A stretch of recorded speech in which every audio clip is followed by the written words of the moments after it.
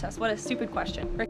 Now, with the barrage of questions thrown at Karoline Leavitt, I mean very annoying questions, it's going to take a lot of self-control to respond calmly.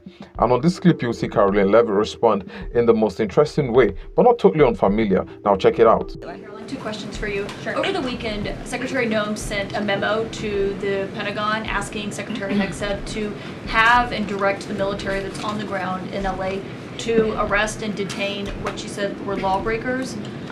Is the president okay with that? And under what authority would the members of the military be able to arrest people inside the United States? I can't speak for a letter that came from the Department of Homeland Security. I can't speak for the president and what's currently happening on the ground now. And as you know, the president federalized the National Guard under U.S. Code 10, which he has the authority to do.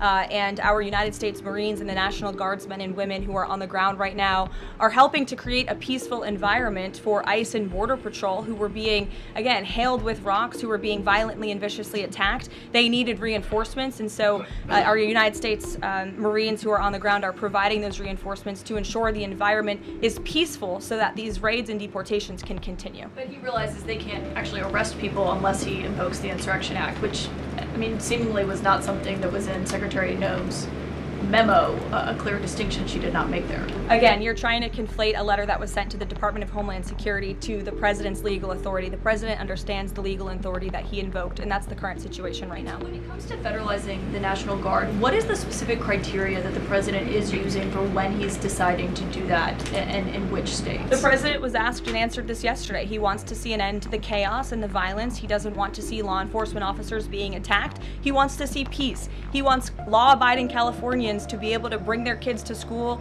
to be able to go to work without seeing this violence in the streets. That's what the president's hoping for, and that's why he's taken this action. John. I find it really offensive how these folks, especially reporters from the legacy media, keep trying to misconstrue, every statement made by President Trump.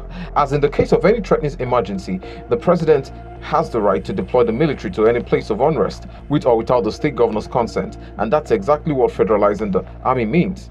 Apparently, President Trump couldn't sit back and watch, Tim Walz and other sanctuary state governors, drag their foot. As a matter of fact, the military has the right to detain an offender while waiting for the appropriate law enforcement agencies. Jasmine. Thanks so much, Karoline. The president warned that any protests on Saturday would be met with force. Can you clarify what kind of protest President Trump does support or find acceptable? The president absolutely supports peaceful protests. He supports the First Amendment. He supports the right of Americans to make their voices heard. He does not support violence of any kind. He does not support assaulting law enforcement officers who are simply trying to do their job. It's very clear for the president what he supports and what he does not. Unfortunately for Democrats, that line has not been made clear, and they've allowed this unrest and this violence to continue, and the president has had to step in. So if there were peaceful protests on Saturday for the military parade, President Trump would allow that? Of course the president supports peaceful protests. What a stupid question. Rick? Well, it's simple. Ask stupid questions and you would get a corresponding response. Karoline Leavitt couldn't hold back. Well, folks, let me know what you all think about what we've just seen in the comment section. And yes, please do well to like this video and subscribe. Until our next clip, please keep staying sensible. Peace out, fam.